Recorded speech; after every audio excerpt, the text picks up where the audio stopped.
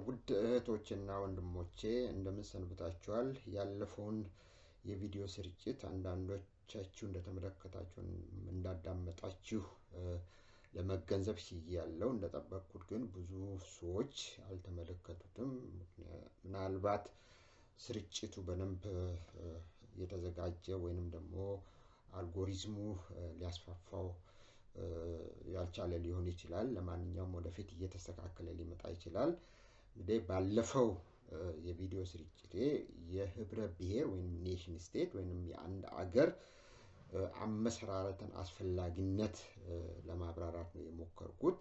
እንደ ምሳሌ እንግዲህ ወሰድኩት የአውሮፓውን እና በተለይም ደግሞ ቻይና እና ራሽያ ከትንሽ ተነስተው ትላልቅ አገሮች ለመሆን እንደቻሉ ነው ለማሳየት የሞከርኩት። ይሁንና ግን ያው እንግዲህ በዓለም አቀፍ ደረጃ ሁሉም አገሮች ከትናንሽ ተነስተው ታላላቅ አገሮች ለመሆን ችለዋል። እነዚህ ሁሉ በመንግስታት የሚታወቁ ናቸው። ማንኛውም ነገር በትንሹ ቀጭጮ ሊቀር እንደማይችል የምንገነዘበው ሀቅ ነው ማለት ነው። እና ከዚህ ስንነሳ የህብረ ብሔር ምስረታ የሚያጠያይቅ ጉዳይ አይደለም። ግን እንግዲህ ባለፈው ቪዲዮ ለማሳየት እንደሞከርኩት ወይንም ደግሞ ለማስገንዘብ እንደሞከርኩት እና ማንኛውም ነገር ወይም እንደ ህብረ ብሔር ምስረታ የመሰለው ከግጭት ነፃ ሊሆን አይችልም። ይሄ እንግዲህ ምንድነው እሱ በንቃተ ህሊና የሚወሰን ነገር ነው። በብዙ አገሮች የታየ ነው። ከክርስቶስ ልደት በፊትም ሆነ በኋላ በተለያዩ ጎሳዎች መካከል ግጭቶች ይፈጠሩ ነበረ።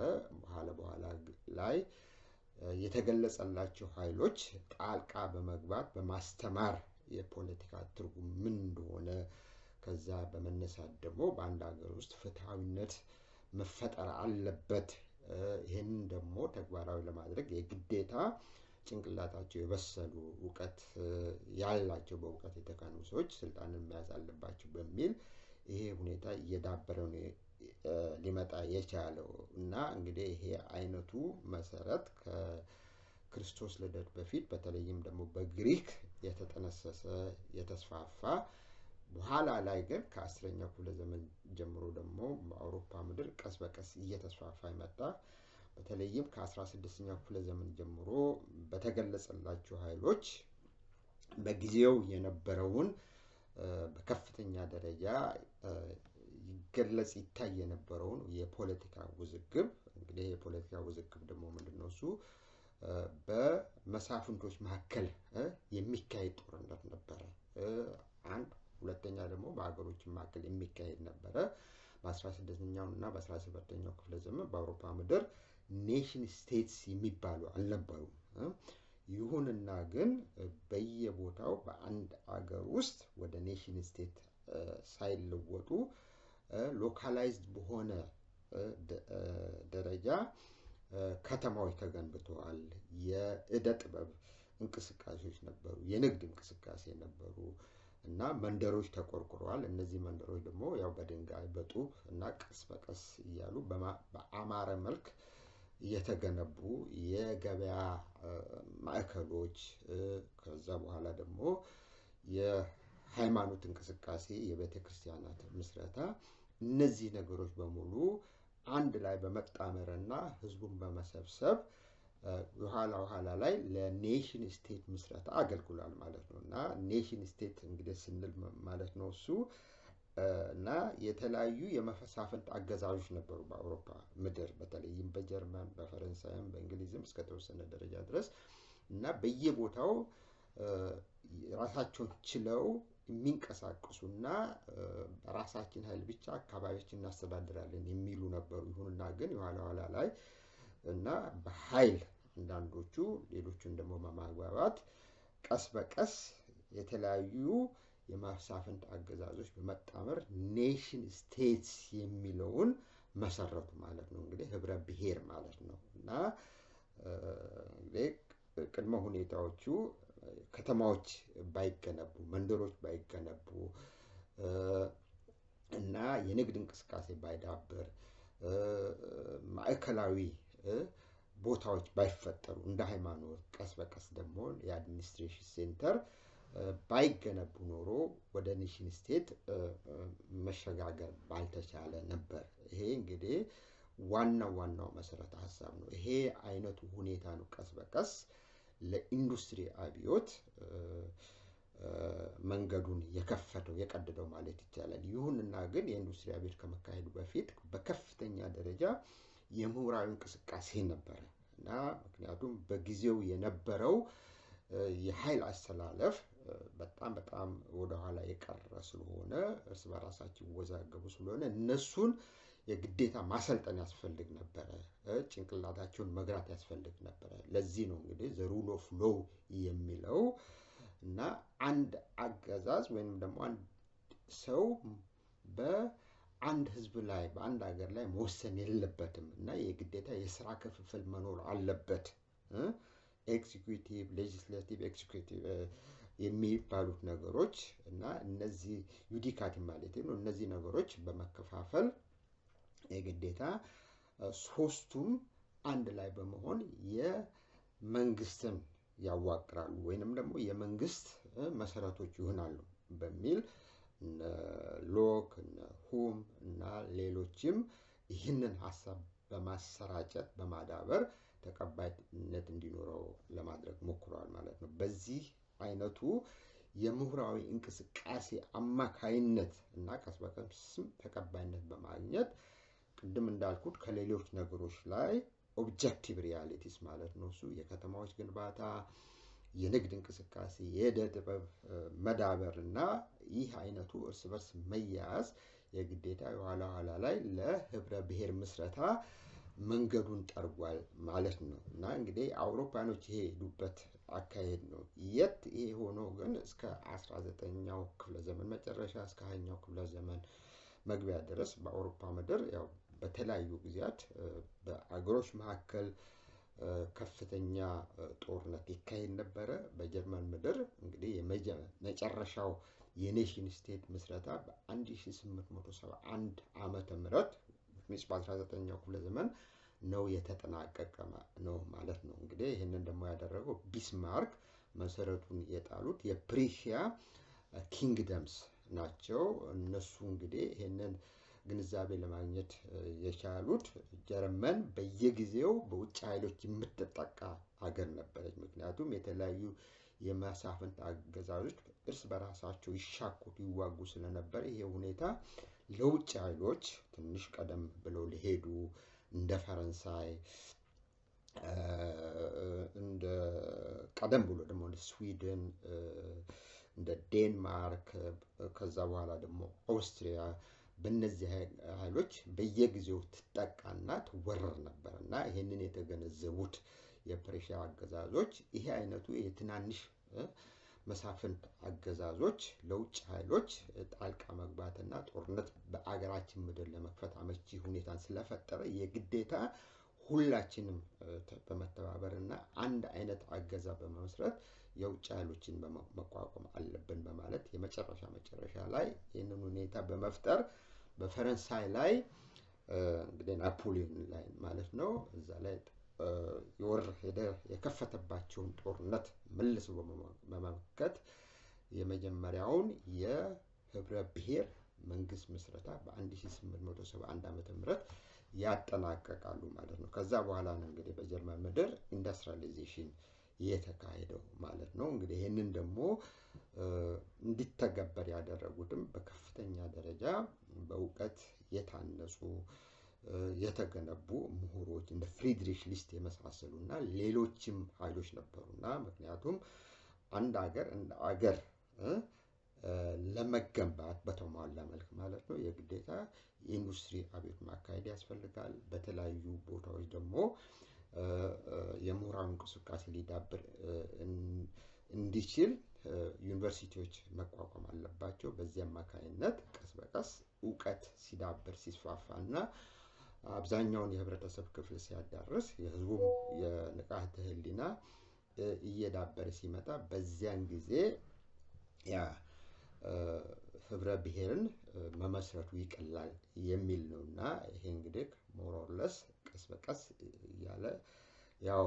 ምናየውን ጀርመንን ቀደም ብሎ እንግሊዝን ከዛ በኋላ ደግሞ ፈረንሳይን ሌሎች ሀገሮች ይህን ያህል ውዝግብ አልነበረባቸውም። ለምሳሌ እንደ ኦስትሪያ እንደ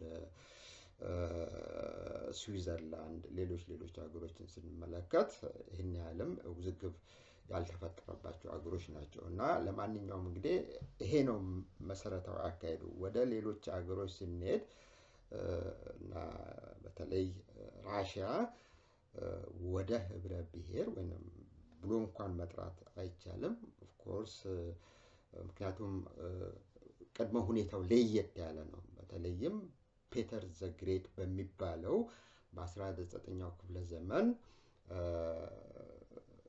ተግባራዊ የተደረገው የሪፎርም ወይንም የጥገና ለውጥ በከፍተኛ ደረጃ ምሁራዊ እንቅስቃሴ እንዲዳብር አድርጓል ማለት ይቻላል። እነ ቶልስቶይ፣ ጎርኪ እና ሌሎች በእውቀት የተካኑ ፈላስፋዎች፣ ጸሐፊዎች ከዛ በኋላ ደግሞ የኢኮኖሚ ምሁሮች ከዛ በኋላ ደግሞ ቀስ በቀስ እያለ የማርክሲዝም እንቅስቃሴ በራሽያ ምድር ሊዳብር ችሏል ማለት ነው። እንግዲህ እነ ፔተር ዘ ግሬት ደግሞ በዛ ሳይወሰኑ በከፍተኛ ደረጃ ትላልቅ ከተማዎችን ገንብተዋል እና ይሄ ሁኔታ ህዝቡን ሊሰበስብና ቀስ በቀስ ራሽያን ወደ ትልቅነት ሊለውጣት ይችላል ማለት ነው። ይሁንና ግን ሁኔታው ይሄን ያህልም የተሟላ ስላልነበረ ከፍተኛ ጭቆና ነበረ።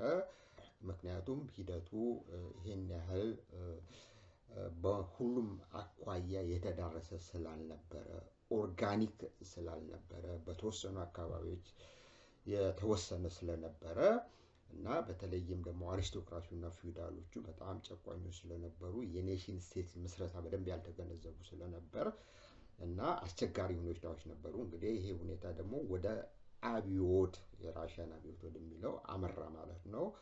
ከዛ በኋላ ነው እንግዲህ የራሽያ አብዮት ተካሂዶ በ1917 ዓመተ ምህረት ነው ማለት ነው ሶቪየት ሪፐብሊክ ተመስርቶ ቀስ በቀስ እንግዲህ በመካከሉ ከፍተኛ ውዝግብ ነበረ፣ እልቂት ነበረ። በተለያዩ አብዮተኞች ነን በሚሉ ግን እርስ በራሳቸው በሚሻኩት ኃይሎች መካከል በተለይም በስታሊን በተካሄደው አስከፊ ሁኔታ ብዙ ምሁራን ሊያልቁ ችለዋል። ሶቪየት ህብረት ከውጭ የመጣባትን ወረራ በሂትለር አማካይነት ያንን መክታ በመመለስ ትልቅ አገር ወይም ደግሞ ሱፐር ፓወር ለመመስረት ችላለች ማለት ነው። እና ወደ ቻይና ስትሄድ ደግሞ የቻይናዎች አካሄድ በጣም ለየት ያለ የ3000 ዓመት የዲናስቲክ አገዛዞች ያላቸው ናቸውና ህዝቡን ሊሰበስብ የሚችል እና ህዝቡን የሚያንቀሳቅስ በከፍተኛ ደረጃ እንደ ኢሪጌሽን የመስኖ ስራ ነው። ትላልቅ ግንባታዎች የቻይኒዝ ዎል የሚባለው እና ከተማዎችን የመገንባት በዛን ጊዜ ህዝቡን እያንቀሳቀሱ ማለት ነው የተስፋፋ ነበር ማለት ነው። በዚህ አማካይነት ተበታትኖ የሚኖረውን ህዝብ ጭንቅላቱን ለመሰብሰብ እና እንደ አንድ ህዝብ እንዲንቀሳቀስ ለማድረግ ችሏል ማለት ነው። ይሄ ሁኔታ ያካሄድ ነው እንግዲህ ለቻይና ህዝብ የጭንቅላት መዳበርና ቀስ በቀስ ወደ ታላቅነት ሊለውጣቸው የቻለው መሰረቱም የተጣለው በዛን ጊዜ ነው። በእርግጥ እንግዲህ በ1911 ዓመተ ምህረት የሪፐብሊክ ምስረታ ተሞክሮ ይሄ ግን አልተሳካም እና በ1920ዎቹ መጀመሪያ ላይ በከፍተኛ ደረጃ እየዳበሩ በመጡ በፊውዳሎች አማካኝነት ውጊያዎች ነበሩ። ይህንን የተገነዘቡ የተማሪው እንቅስቃሴ መሪዎች እንደ ማኦ ሴቱንግ የመሳሰሉት ናቸው የኮሙኒስት ፓርቲ እንቅስቃሴ በመመስረት ቀስ በቀስ እያሉ በገበሬ ውስጥ እየገቡ የገጠር እንቅስቃሴ በማድረግ እና በማካሄድ ከውጭ የመጣባቸውን ወረራ ደግሞ እንደ ጃፓን ያለውን ከሌሎች ኃይሎች ጋር በመጣመር እነሱም መልሰው መክተው በመመለስ በ1949 ዓመተ ምህረት ላይ የቻይናን መንግስት ወይም ሪፐብሊክ ይመሰርታሉ ማለት ነው። ከዛ በኋላ ነው እንግዲህ ቀስ በቀስ እያለ ያው በትራያል ኤንድ ኤረር እና ወደ አገርነት ወደ ታላቅነት ለመለወጥ የቻሉት። ይሁንና በ1979 ዓመተ ምህረት በተደረገው በከፍተኛ ደረጃ ጥበብ በተሞላበት የጥገና ለውጥ አማካይነት ቻይና ከውጪ በመጣ ቴክኖሎጂ ያንን በመቅሰም አዳፕት በማድረግ እና በማሻሻል እና አገሪቱን ታላቅ በማድረግ ዛሬ የምናያትን ሱፐር ፓወር ሚናን ለመጫወት የቻለችው ማለት ነው። እና በአጭሩ ምንድነው እሱ የተለያዩ አገሮች ያው የሚሄዱበት አካሄድ አለ እና ሁሉም ሀገሮች ተመሳሳይ የሆነ ቅድመ ሁኔታዎች የላቸውም እና ቀደም ብዬ እንዳልኩት በአውሮፓ ምድር ያው የህብረ ብሔር እንቅስቃሴ በአንድ በኩል እርስ በራሳቸው ግጭቶች ነበሩ፣ በሌላ በኩል ደግሞ ኦብጀክቲቭሊ በተግባር የሚካሄዱ ነበሩ፣ ያውም ጦርነት እየተካሄደ ማለት ነው። በሌላ በኩል ደግሞ በከፍተኛ ደረጃ ምሁራዊ እንቅስቃሴ በአውሮፓ ምድር ውስጥ ነው የተካሄደው እና እውቀት የዳበረው ማለት በአውሮፓ ምድር ነው። ሳይንስ ወይም የሳይንስ መሰረት የተጣለው የቴክኖሎጂ መሰረት የተጣለው በአውሮፓ ምድር ነው፣ በሌሎች ሀገሮች አይደለም። እና እንደነ ኒውተን እንደነ ላይብኒዝ እንደ ቀደም ብሎ እንደ ጋሊሊየ እንግዲህ በአርትስ ደግሞ እንደነ ዳቪንቺ ሚካኤል አንጀሎ በከፍተኛ ደረጃ ማአት በማቴማቲክስ የዳበሩ እንደ ጋውስ ሪማን የሚባሉ ኃይሎች በመፈጠር እና እነዚህ ኃይሎች የእውቀትን አስፈላጊነት በመረዳት እና ይህንን ግንዛቤ ለአንድ አገር እንደ አገር ለመገንባት መሰረት መሆኑን በማስረዳት ከዛ በኋላ ነው ቀስ በቀስ በአውሮፓ ምድር ያው ኔሽን ስቴት ሊመሰረት የቻለው። ሌሎች ሀገሮች እንደ ራሽያ እንደ ቻይና ይሄ አይነቱ አካሄድ ይሄ አይነቱ ቅድመ ሁኔታ አልነበራቸውም። እውነቱን ለመናገር ከተፈለገ በኋላ ነው ይሄንን ነገር ሁኔታ ለመገንዘብ የቻሉት እና ብዙውን ጊዜ አንዳንድ ኢትዮጵያውያን ሌሎች ምሁሮችም በሌሎች ሀገሮች ያሉ የአውሮፓውን እንደ ምሳሌ ሲወስዱ እነዚህን ቅድመ ሁኔታዎች ምን ነገሮች በመሰረቱ እንደተካሄዱ በፍጹም አይገነዘቡም። ብቻ የአውሮፓው አለ አይደለም የፓርላሜንታሪ ዲሞክራሲ አስፈላጊ መሆኑና ይሄ ትክክል ነው ብሎ ያምናሉ በጭፍኑ። ግን ቀደም ብለው ምን ነገሮች እንደተካሄዱ ለምን አውሮፓው በአጠቃላይ ሲታይ ሁሉም የአውሮፓ ሀገሮች ተመሳሳይ ቅድመ ሁኔታ የላቸውም። ለምሳሌ የፖርቱጋልን የስፔንን ስንመለከት በ1974 ዓ.ም ነው እነዚህ ሀገሮች ያው ከጨቋኝ አገዛዝነት ወደ ተሻለ ፓርላሜንታሪ ዲሞክራሲ ሊመጡ የቻሉት እና ይህ ማለት ምንድነው እሱ ሁሉም የአውሮፓ ሀገሮች ተመሳሳይ ቅድመ ሁኔታ አልነበራቸውም፣ በተመሳሳይ አካሄድ ህብረ ብሔርን አልመሰረቱም ማለት ነው። እና ስለዚህ በጭፍኑ የአውሮፓ ብለን ስንጠራ ነገሮችን እየለያየን ማየት አለብን ማለት ነው። እንግዲህ ከዚህ በመነሳት ወደ ኢትዮጵያ ስንመጣ እንግዲህ ያው የኢትዮጵያ እንደ አገር መመስረት እንደ ኔሽን መመስረት ህብረ ብሔር እንኳን ብሎ መጥራት በጣም አስቸጋሪ ቢሆንም ምክንያቱም ቅድመ ሁኔታዎች ያልተሟሉ ስለነበር ማለት ነው። እንግዲህ በሌላ ወገን ግን ያው ከአክሱማዊት አገዛዝ ጀምሮ ቀስ በቀስ እያለ የአክሱማዊት አገዛዝ ያው በዮዲት አማካይነት በ9ኛው ክፍለ ዘመን እንዴት አድርጎ እንደፈራረሰው እንደወዳደመ የስልጣኔ መሰረቶች የሆኑ ነገሮች ሁሉ በዛን ጊዜ በሱ አማካይነት እንደወደሙ የታወቀ ጉዳይ ነው እና ያ ሁኔታ ግን አንዳንዶቹ አምልጠው ወደ ደቡቡ የኢትዮጵያ ክፍል ወደ አማራው ማለት ነው በመሄድ ቀስ በቀስ ሪቫይቭ በማድረግ እና ከዛ በኋላ የዛጉዌ ዲናስቲ ከዛ በኋላ ደግሞ ሰለሞናዊ ዲናስቲ እያለ ቀስ በቀስ ያለ እየዳበረ የመጣ ነው። የት ግን ምንድነው እሱ ኢትዮጵያን ለየት የሚያደርገው በምሁራዊ እንቅስቃሴ የተካነች አልነበረችም። ምክንያቱም ኢትዮጵያ እስከዛን ጊዜ ድረስ ከሌላው ዓለም ተገላ የነበረች ወይንም ደግሞ በራሷ የመገለል ፍላጎት ሳይሆን እውቀት ወደ እኛ በቀላሉ ሊመጣ ያልቻለበት የተለያዩ ምክንያቶች ስለነበሩ በሌሎችም አፍሪካ ሀገሮች ያው ታሪኩ ለየት ያለ ቢሆንም እና በዚህ አማካይነት ምሁራዊ እንቅስቃሴ ሊዳበር አልቻለም እና እንግዲህ ስለ ኢትዮጵያ የህብረ ብሔር ወይንም ብሔር ምስረታ በሚወራበት ጊዜ በተለይም ብዙ ነገሮች ተግባራዊ ለመሆን የቻሉት በሰሜኑ ክፍል ነው። ጦርነትም ተካሄደ ቢባል በመሳፍንቶች መካከል የሚካሄድ ውዝግብ ጦርነት ነበረ እና እነዚህ የተለያዩ መሳፍንቶች አንድ ላይ በመጣመር በደቡብ የኢትዮጵያ ክፍል ጦርነት ያካሄዱበት ጊዜ አልነበረም። ይህም ማለት ምንድነው? እሱ ስለ ፊውዳሊዝም ወይንም ስለ ጭቆና አገዛዝ በምናወራበት ጊዜ እስከ 19ኛው ክፍለ ዘመን ድረስ በሰሜኑ የኢትዮጵያ ግዛት ተወስኖ የቀረ ነበረ ማለት ይቻላል። እና እንግዲህ ከአድዋ ጦርነት በኋላ በአፄ ምኒልክ አማካኝነት በጣሊያን ላይ ድልን ከተቀዳጁ በኋላ የግዴታ ወደ ደቡቡ የኢትዮጵያ ክፍል መስፋፋት ነበር። ይሄም ደግሞ ሞር ኦር ለስ 90% ማለት ነው ሰላማዊ በሆነ መልክ የተስፋፋ ነው። አንዳንድ ቦታዎች ላይ አንገበርም አንፈልግም በሚሉ ላይ ጦርነት ተነስቶ እስከተወሰነ ደረጃ ድረስ አንዳንድ ጉዳቶች ሊደርሱ ይችላል። ግን ይሄ የኢትዮጵያ ሁኔታ ከሌሎች የአውሮፓው አገሮች የህብረ ብሔር ምስረታ ጋር ሲወዳደር ተጋኖ የሚወራ አይደለም። ጦርነቱ ጭቆናው እና ፊውዳሊዝም የሚባለው ኮንሴፕት በኢትዮጵያ ምድር እስከ 19ኛው ክፍለ ዘመን በጠቅላላው በአገሪቱ ውስጥ የሰፈነ ስርዓት አልነበረም እና አብዛኛዎች የማይገነዘቡት ይሄንን ነው።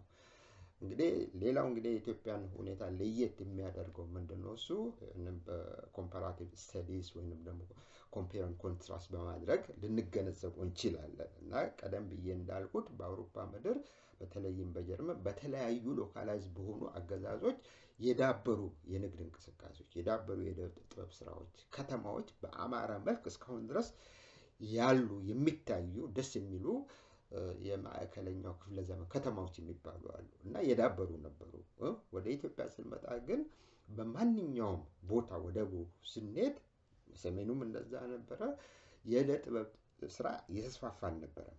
የእርሻ ስራ ራሱ አልተስፋፋም ነበረ እና በአንዳንድ ቦታዎች በተለይም በሀዲያ በከምባታ ወዘተ ወዘተ በኢሪጌሽን በመታገዝ የተስፋፋ ነበረ እና ይሄ ግን በኦሮሞዎች ሲስፋፉ በ16ኛው ክፍለ ዘመን እነዚህ የተለያዩ 5 6 7 ኪንግደምስ የሚባሉ ናቸው ለሰሜኑ ክፍል ይገብሩ ነበር። ግን የራሳቸው የሆነ አውቶኖሚ ነበራቸው እና በኦሮሞዎች መስፋፋት ተውጠው የተስከሰወሰነ ደረጃ ድረስ ስልጣኔያቸው ተደምስሶ እና ከዛ በኋላ እነዚህ አገዛዞች ሊጠፉ ችለዋል ማለት ነው። እና ቀስ በቀስ ነው እንግዲህ ኦሮሞዎች ያው ቀስ በቀስ አካባቢያቸውን እንግዲህ ያልማሉ ለማወቅ በጣም አስቸጋሪ ነገር ነው። በአካባቢያቸው ግን የንግድ እንቅስቃሴ አልነበረም፣ የዕደ ጥበብም ባህል አልነበራቸውም።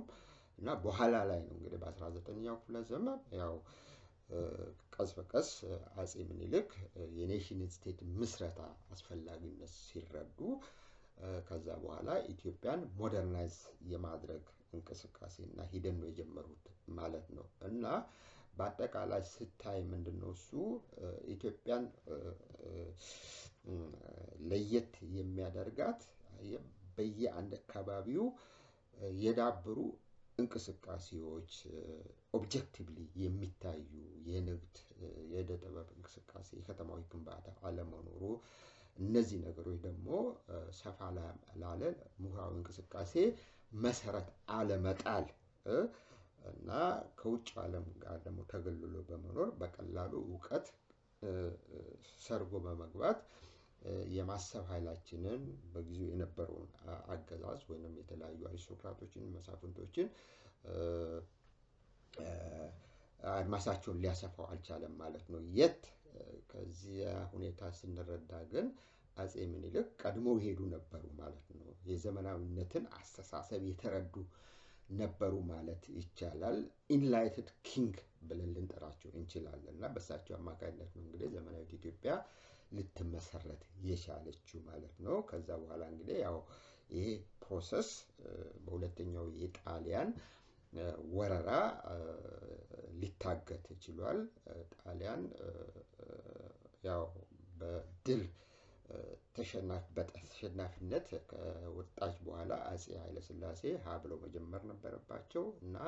ልዩ አይነት የሞደርናይዜሽን ፕሮሴስ ተከትለው ያው ለዘመናዊት ኢትዮጵያ እንግዲህ ያው መሰረት ጥለዋል ማለት ነው።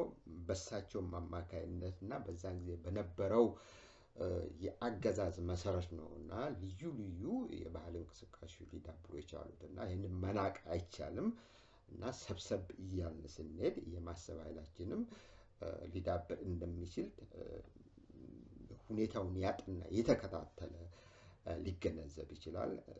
በ1950ዎቹ መጀመሪያ ላይ ነው እንግዲህ እንደ ሙዚቃ የዘፈን እንቅስቃሴዎች መዳበር የቻሉት እነ ጥላሁን ገሰሰ እነ ብዙነሽ በቀለ ሌሎች የሚደነቁ ዘፋኞች ብቅ ያሉት በዛን ጊዜ ነው ማለት ነው። እንግዲህ በአትሌቲክስም ደረጃ የሚጠሩ የሚታወቁ ኃይሎች እና አበበ ቢቂላ ተፈጥሯል ማለት ነው እና ጥላሁን ገሰሰ ማለት ነው ቀደም ብዬ ያልኩት እና ዘፋኙን እና እነዚህ ኃይሎች የተፈጠሩት በ1950ዎቹ መጀመሪያ ላይ ነው እና ይህንን መገንዘብ አለብን እና ይሄ ሁኔታ ሊፈጠር የቻለው በመሰብሰባችን ነው እና የምግብ ባህልም ሊዳብር የቻለው በዛ አማካይነት ነው። ቀደም ብዬ እንግዲህ አሁን አንድ ጽሁፍ ትላንትና አሰራጭቻለሁ። ራሱ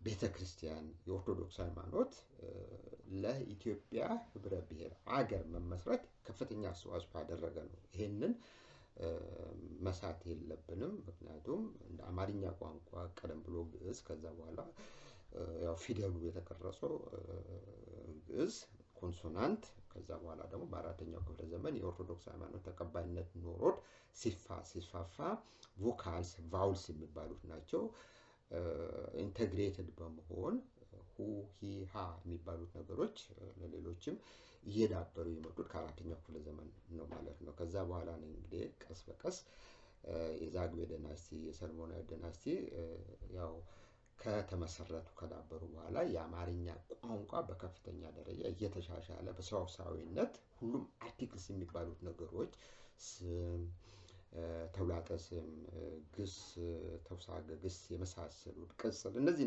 ነገሮች በሙሉ ያው አውሮፓ ውስጥም እነዚህ አይነት የቋንቋ መሰራራት አለ እና በተሟላ መልክ የዳበረ ቋንቋ ነው እና ይሄን እንዲነ ማድረግ አንችልም እና እነዚህ ነገሮች ተሟልተው ነው እንግዲህ ህብረ ብሔር የሚባለውን ወይንም ደግሞ የአገርን ምስረታ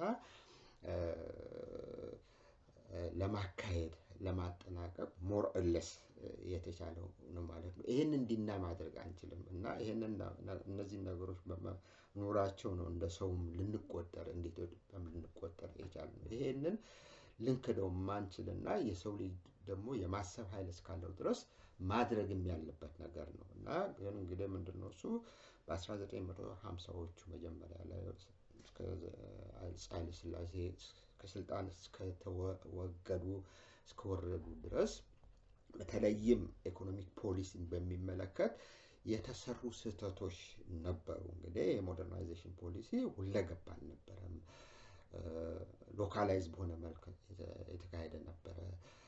ሰፋ ላለ የኢንዱስትሪ አብዮት የሚያገለግል አልነበረም። በተለይም ለትናንሽና ለማዕከለኛው ኢንዱስትሪ ተከላ የሚያገለግል አልነበረም። አብዛኛው ጊዜ የኢንዱስትሪ ተከላ በመጠጥ ኮካኮላ፣ ፋንታ፣ ሌሎች እንግዲህ የስኳር ፋብሪካ፣ የጨርቃ ጨርቅ ፋብሪካ፣ የሲጋራ ፋብሪካ በእነዚህ መሰረቶች ላይ የተመሰረተ ነው እና ይሄ ደግሞ ለሰፋ ላለ ኢንዱስትሪ ለውስጥ ገበያ የሚያገለግል አልነበረም። በዚህ ምክንያት ነው እንግዲህ የኋላ ላይ ቀውስ ሊፈጠር የቻለው ማለት ነው። ምክንያቱም ሞደርናይዜሽን ስናወራ በተሟላ መልክ መሄድ አለበት። ሲስተማቲካሊ በሆነ መልክ መሄድ አለበት። ኦርጋኒካሊ አለ አይደል ሁሉንም ሊያዳርስ በሚችል መልክ መሄድ አለበት። ሌላው እንግዲህ በአፄ ኃይለ ሥላሴ ዘመን የተዘነጋው የእሳቸውም ስህተት ላይሆን ይችላል። ምሁራዊ እንቅስቃሴ ባለመኖሩ መንደሮች፣ ከተማዎች በኤስቴቲካል በሆነ ወይም ጥበባዊ በሆነ መልክ ሊገነቡ አልቻሉም እና የኢትዮጵያን መንደሮች ላይ የከተማዎች ላይ ፕላንድ በሆነ መልክ የተገነቡ አልነበሩም እና ይሄ አይነቱ ሁኔታ የህዝቡን አስተሳሰብ ሊሰበስበው አልቻለም፣ ሶሻላይዝ ሊያደርገው አልቻለም እና ከፍተኛ የሆነ የህብረ ብሔር ወይም ብሔራዊ እንቅስቃሴ ሊዳብር አልቻለም። የት ግን ሁላችንም ሊያስተሳስረን የሚችል የቋንቋ ጉዳይ፣ የዘፈን ጉዳይ፣ የምግብ ጉዳይ እና የሃይማኖት ጉዳይ እነዚህ ነገሮች አሉ እና አሁን ችግሩ ምንድነው? እሱ እነዚህ ነገሮች ያልተረዱ ተገንጣይ ኃይሎች፣ ተስፈንጣሪ ኃይሎች እና አስቸጋሪ ሁኔታዎች ፈጥረዋል እና በጠቅላላው የኢትዮጵያን አመሰራረት እንደ ሀገር የመመስረቱን ጉዳይ በጭቆና ላይ እንደተመሰረተ አድርገው ነው የተመለከቱ። እነዚህ ኃይሎች ያው ከአብዛኛዎቹ ማለት ይቻላል 99% ከእውቀት የላቁ ናቸው እና ኮምፓራቲቭ ስተዲስ ለማድረግ ያልቻሉ ናቸው እና ራሳቸውንም ለመጠየቅ ያልቻሉ እና የራሳቸውም አይደለም ነበረን እንደ ሀገር ነበረን ብሎ የሚጠሩ ለምሳሌ ኦሮሞች እንደ ሀገር አልነበራቸውም። ከትናንሽ ተነስተው ቀስ በቀስ ያው ኢትዮጵያ ከሌላው የኢትዮጵያ አካል ጋራ ኢንቴግሬትድ በመሆን ነው እዚህ ደረጃ ላይ ለመድረስ የቻሉት። ወደ ትግሬ ስንመጣ ደግሞ ትግሬን ያስተዳድሩ የነበሩት የትግሬ ፊውዳሎች መሳፍንቶች ነበሩ እና እዛ ለነበረው ኋላ ቀርነት አለማለቅ ተጠያቂ ሊሆኑ የሚችሉት እዛ የነበሩ መሳፍንቶች ናቸው እና አማራዎች ሄደው ያንን ክፍል ያስተዳደሩበት ጊዜ አልነበረም እና ስለዚህ መገንዘብ ያለብን ኢትዮጵያ በመሳፍንቶች በነገስታት የጭቆና አካሄድ አንድ የሆነች አገር ናት ብሎ መናገሩ ይህንን ማስፋፋቱ በከፍተኛ ደረጃ ስህተት ነው ማለት ነው እና ይህንን መግታት በጣም አስቸጋሪ ነገር ነው። ምክንያቱም በሰዎች ማይንድ ሴት በጭንቅላታቸው የተቀረጸ ስለሆነ ሁልጊዜ ይህንን ነገር እያራገቡ ይኖራሉ ማለት ነው። ይህንን ነገር እንግዲህ ግዴታ መግታት ያስፈልጋል እና በውስጥ ሽኮቻ እስካለ ድረስ አንዳንድ ኃይሎች ተፎካካሪ የሆኑ እስከመጡ ድረስ በተለይም ደግሞ አሁን አስቸጋሪ ሁኔታ የፈጠረው የትግሬው ሁኔታ ነው። ወያኖች እያገረሸባቸው አስቸጋሪ ሁኔታ እየፈጠሩ ናቸው። እነዚህ ደግሞ ያው ቀደም ብዬ እንዳልኩት ከማንኛውም እውቀት የራቁ ናቸው። ምንም እውቀት የላቸውም። ቤዚካሊ በዜሮ የሚንቀሳቀሱ ናቸው። ስለ ኢኮኖሚክ ቲዮሪ የሚያውቁት ነገር የለም። ስለ ኢኮኖሚክ ፖሊሲ የሚያውቁት የለም። ስለ ሳይንስና ቴክኖሎጂ አስፈላጊነት የሚያውቁት የለም። ዝም ብለው ብቻ ስልጣን ላይ ወጥተው የዘረፋ ፖለቲካ ለማካሄድ ነው እና ኦሮሞችም የተያዙት ይሄ ነው። የኦሮሞ ኤሊት የዘረፋ ፖለቲካን እንጂ እና የቁጭት እና የቂም በቀልን ፖለቲካ መወጣት እንጂ ሲስተማቲካሊ ህብረተሰቡን ሊያቅፍ የሚችል በተደራጀ መልክ የሚካሄድ በምሁራዊ ኃይል የተደገፈ የኢንዱስትሪ ቤት ማካሄድ አይደለም እና በዘረፋ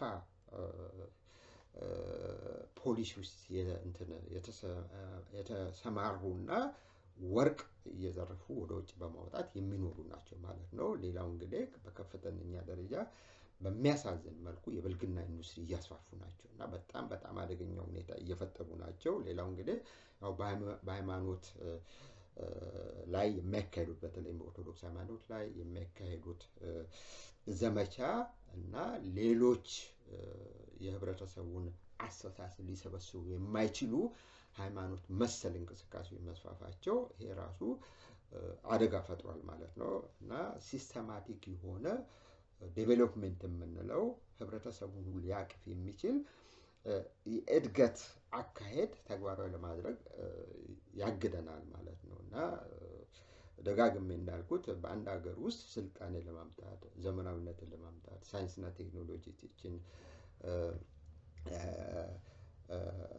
ተግባራዊ ለማድረግ የግዴታ ብቃትነት ያስፈልጋል። ይሄንን ለምሳሌ ከቻይናዎች መማር ይኖርብናል። ቻይናዎች በአመራር ደረጃ ያሉት በሙሉ የሳይንስና የቴክኖሎጂ እውቀት ያላቸው ናቸው። የኢንጂነሪንግ እውቀት ያላቸው ናቸው። ማንኛውም ኃይል ስልጣን ላይ በሴንትራል ኮሚቴ በፖሊት ቢሮ ሊወጣ አይችልም። በታች በሎካል ደረጃ ተፈትኖ እዛ ምን እንደሰራ ካሳየክ ካረጋገጠ በኋላ ቀስ በቀስ እያለ ስልጣንነት ይታጫል ማለት ነው እና ሁሉም ይህን ፕሮሴስ አልፎ ነው ቻይናን ዛሬ የቴክኖሎጂና የኢንዱስትሪ ባለቤት ለማድረግ የቻሉት እና ምሁሮች ናቸው እና የሳይንስና ቴክኖሎጂ የኢንጂነሪንግን አስፈላጊነት የተረዱ ናቸው እና ማንም ኃይል ስልጣን ላይ ይወጣ አይደለም እና አንድ ሰሞን ይህንን በሚመለከት ከፍተኛ ሴሚናር ነበረ። በጣም ደስ የሚል ነበረ እና the most efficient አይደለም ገቨርንመንት ኢን ዘ ወርልድ ተብሎ የተረጋገጠለት ያው እንግዲህ ይህንን ደግሞ የተናገሩት ራሳቸው ቻይናዎች ሳይሆኑ እንግሊዞች ናቸው፣ የአሜሪካን ምሁራኖች ናቸው እና በከፍተኛ ደረጃ ኢፊሽንት በሆነ መልክ የሚተዳደር እና ኮረፕሽን ሙሉ በሙሉ ፍሪ የሆነ አንድ ሰው በኮረፕሽን ውስጥ የሚጠረጠር ከሆነ ያው በወንጀል ይከሰሳል፣ እስከ ሞት ድረስ ፍርድ ይፈረድበታል ማለት ነው እና ስለዚህ ባጭሩ መገንዘብ ያለብን ማንኛውም ኃይል ከመንገድ ላይ ተነስቶ ጠቅላይ ሚኒስትር ሊሆን አይችልም። ከመንገድ ላይ ተነስቶ የገንዘብ ሚኒስትር ወይ ኢኮኖሚ ሚኒስትር ሊሆን አይችልም። ወይንም ኢንተርናሽናል ኦርጋናይዜሽን ውስጥ ስለሰራ የአንድ ክፍል ኃላፊ ሊሆን አይችልም እና በአገሪቱ ውስጥ የተፈተኑ በሎካል ደረጃ እድገትን ያመጡ ህዝቡን የሚጠቅሙ ማለት ነው እና እነዚህ ኃይሎች በሚዳብሩበት አገር ውስጥ ብቻ ነው እና አንድን ሀገር መመስረት የሚቻለው እና ስለዚህ የኛ ጥረት የኛ ትግል መሆን ያለበት ምንድነው እሱ በዚህ መልክ በዚህ አኳያ መስራት ነው እና ስለዚህ ጥረታችን ሁሉ በእውቀት ላይ ያተኮረ መሆን አለበት ማለት ነው። ከእውቀት ውጪ የምናደርገው የምናገባድደው ነገር የለም ማለት ነው እና ይህንን ካልኩኝ በኋላ እንግዲህ ይህንን ቪዲዮ በተቻለ መጠን ለማዳመጥ ሞክሩ። ማዳመጥ ከጀመራችሁ ደግሞ እስከ መጨረሻው ድረስ ለማጠናቀቅ ሞክሩ። ምክንያቱም አልጎሪዝሙ የሚቆጥረው ወይንም ደግሞ የሚመዘግበው አንድ ቦታ ላይ ጀምሮ በማቋረጥ ሳይሆን አንድ ሰው የቱን ያህል እስከ መጨረሻው ድረስ እንደዚህ አይነቱን የቪዲዮ ዘገባ አዳምጦታል በተሟላ መልክ ብሎ ሲረዳ ያንን ይመዘግበዋል ማለት ነው። ይሄን ያህል ሰዎች አዳምጦታል ሊል ይችላል ማለት ነው። ሌላው እንግዲህ ምንድነው እሱ ያው ሰብስክራይብ ማድረግ አለባችሁ በተቻለ መጠን እና ገንዘብ የሚጠይቅ ነገር አይደለም። ላይክ ማድረግ አለባችሁ እና በዚህ አማካይነት ነው ወደፊት በተከታታይነት ያው በልዩ ልዩ አርዕስቶች ላይ ለማዘጋጀት እና ያው ለማስተማር የሚችለው የእናንተ እርዳታ ያስፈልጋል እና ይሄ እንግዲህ የአንድ ሰው ጥረት ነው። በጽሁፉ መካፈላለሁ፣ በዚህ መካፈላለሁ እና ማንም ሰው የሚከፍለኝ አይደለም። በራሴ ጥረት ነው እስካሁን ድረስ ያደረኩት እና ይሄ ደግሞ ቀላል ነገር አይደለም። ወደፊት እንዲቀጥል የምትፈልጉ ከሆነ ተከታታይነት እንዲኖረው ከሆነ በተሻለ መልክ እንዲቀር የምትፈልጉ ከሆነ የግዴታ እገዛ ማድረግ አለባችሁ ማለት ነው እና የራሴም ድረገጽ አለኝ። ድረገጽም ላይ ያው በብዙ መቶች የሚቆጠሩ በተለያዩ አርዕስቶች ላይ ፍልስፍናን፣ ፖለቲካን፣ ኢኮኖሚክስን፣ ማህበራዊ እና ሌሎች ነገሮችን በሚመለከት በሰፊው የተቀመጡ በእንግሊዘኛም አለ በጀርመንኛም አለ ኢንትሮዳክሽኑ ላይ እና ገባ ብላችሁ ተመልከቱ እና በተቻለ መጠንም ያንን ካገላበጣችሁ ካያችሁ በኋላ ዶኔት የሚል ከላዩ ላይ አለ እና እሱ መመልከት 1 2 3 ወሮ ዶኔት ብታደርጉ ምንም የሚጎዳችሁ ነገር አይደለም። ምክንያቱም ይሄ ከፍተኛ ወጪ የሚካሄድ ነው እና ዝም ብዬ አለ አይደለም ከጊዜ ብቻ እያወጣው ማካሄደው ነገር አይደለም እና እንግዲህ ይሄንን ካልኩኝ በኋላ በሚቀጥለው አርዕስቴ ደግሞ ሌሎች ነገሮች ላይ ተዘጋጅቼ ለመቅረብ ሞክራለሁ። እንግዲህ የህብረ ብሔርን ግንዛቤ በዚህ መልክ እንድንረዳው አስፈላጊነቱን አለ አይደለም መገንዘብ እንዳለብን እና በተቻለ መጠን ሞደስ በሆነ መልክ አክራሪነት በሌለበት ሁኔታ ቀስ በቀስ እየተወያየን እና በተለይም ደግሞ ግለሰባዊ ነፃነት በሚለው ሪፐብሊካን አይዲያ በሚለው እና በዚህ ላይ ተመስርተን ምሁራዊ እንቅስቃሴ ማድረግ አለብን እና ካለበለዛ ኢትዮጵያን እንደ አገር ለመመስረት አንችልም ማለት ነው። ግን አመቺ ሁኔታዎች አሉ። ይሄ በራሳችን ፍላጎት በራሳችን ጥረት የሚካሄድ ነው። እያንዳንዱ ሰው ጥረት ካደረገ ብዙ ነገሮችን ሊሰራ ይችላል እና በተቻለ መጠን ተስፋ መቁረጥ የለብንም እና ወደፊት ማየት አለብን። በዚህ ላይ ላቁምና እስከሚቀጥለው ቪዲዮ ድረስ መልካም ጤንነት እመኝላችኋለሁ።